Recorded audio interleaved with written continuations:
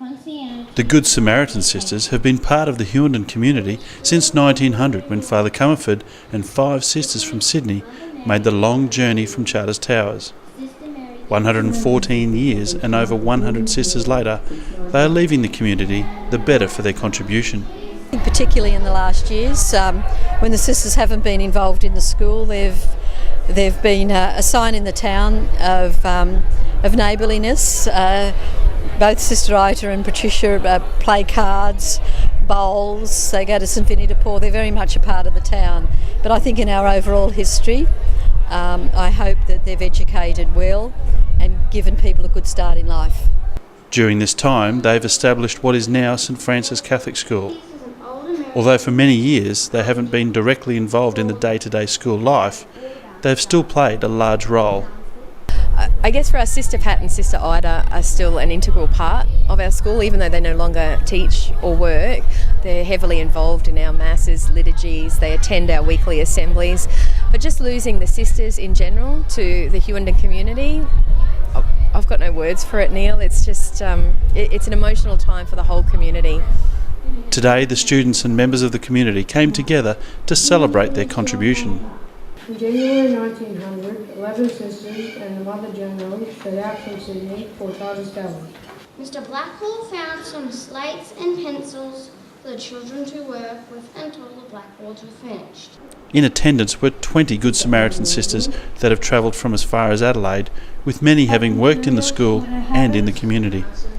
They brought above all a witness to the love of Jesus, because they've been real good Samaritans. They've loved the children and they loved the people in the town, and that's why the people in the town love them. They will depart Hughenden this weekend to travel just down the road to Charters Towers to make their new life. I'm very sad to be leaving, but I know that the present principal Glenda and other principals and the staff will treat the children with great respect and put the proper values, like the Franciscan values and the Good Samaritan values of love and compassion and acceptance, acceptance as a human being, just as they themselves are human beings. And we're not all perfect, but we can all try. Keep on keeping on in the light. They've got a marvellous principal who's got our values and is implanting them in the children. And I think that they'll have a great future. And I just hope that they grow into wonderful men and women, which I'm sure they will. As a lasting memory of the Good Samaritan sisters' contribution to St Francis and Hughenden, there's been a memorial space set up with pavers displaying the names of all the sisters who have worked or lived in Hughenden over the past 114 years. A centrepiece to the garden is a memorial cross that has been carved out of a dead Ponciana tree that was planted in 1954. Sister Conleth, who planted the tree with the students, was in attendance at today's celebrations.